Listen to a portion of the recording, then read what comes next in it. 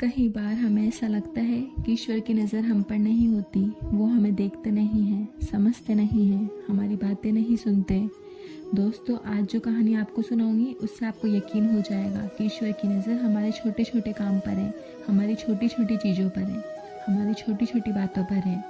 हरे कृष्ण दोस्तों, ये किस्सा है भगवान राम के समय का, उस समय का जब राम सेतु बनाया जा रहा था। हम सबको पता है कि नल और नीर को ये वरदान था कि उनके हाथ से पानी में डाला हुआ कोई भी पत्थर डूबेगा नहीं।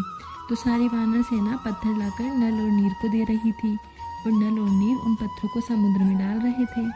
ये सारा किस्सा जो है गिलहरी देख रही थी। गिलहरी ने देखा कि सब लोग कितनी मेहनत से काम कर रहे हैं। सब लोग चाहते हैं कि सीता मैया को राम जी लंका से ले आए, तो मैं भी इसमें योगदान करना चाहती हूँ।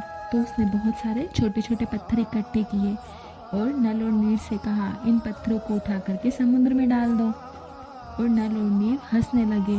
नल और नीर बोले, लोग इतने भारी भारी पत्थर लेकर आ रहे हैं, तुझे क्या लगता है तेरे छोटे छोटे पत्थरों से पुल बनेगा? पगली क्यों मेहनत कर रही है, जा अपना काम कर।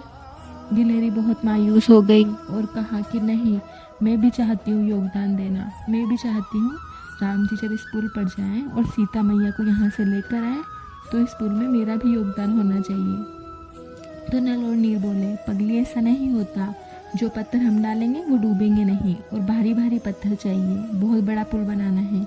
चल जा अपना काम कर। अभी सारा किस्सा राम जी देख रहे थे।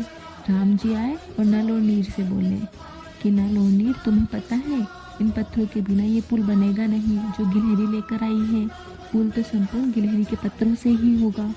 नल और नीर ने कहा, प्रभु आप ये क्या कह रहे हो, ऐसा कैसे होगा? तो राम जी ने कहा, ये जो छोटे छोटे पत्थर हैं, ये तुम पानी में जब डालोगे तो ये तुम्हारे बड़े बड़े पत्थरों के बीच में जाकर फंसेंगे, और बड़े पत्थर एक दूसरे से सरकेंगे नहीं, ऊपर नीचे नहीं जाएंगे, डगमगाएंगे नहीं। ये जो छोटे पत्थर है यही बड़े पत्थरों की पकड़ को मजबूत करेंगे। तो इन पत्थरों का होना बहुत ज़रूरी है। तुम गिलहरी को हल्के में मत लो, इसके पत्थरों का प्रयोग करो। ये सुनकर नल और नीर बहुत शर्मिंदा हुए। उन्होंने गिलहरी से माफ़ी मांगी। तब गिलहरी ने भगवान राम से कहा, प्रभु आप सच में महान हैं। आपने मेरी इस छोटी सी बात को नज़रअंदाज नहीं किया, आपने मेरी इस छोटी सी बात को माना और आपने नल और नीर को समझाया कि मेरा भी योगदान होना चाहिए। प्रभु मैं आपका धन्यवाद करती हूँ कि आपने मेरा ये योगदान स्वीकार किया, आपने मेरे इस प्रेम को स्वीकार किया। मैं भी चाहती थी इस पुल में मेरा योगदान हो। भगवान राम ने उसे देख करके बड़े गौर से उसकी खुशी को देखा, उसकी प्रसन्नता को देखा, और भगवान राम ने उसके सर पर हाथ फिराया। अब गिलहरी तो गिलहरी है, एकदम से हाथ लगाते ही फुदक जाती है। जैसे ही फुदकी तो भगवान राम की 3 उंगलियों के निशान उस गिलहरी की पीठ पर आ गए।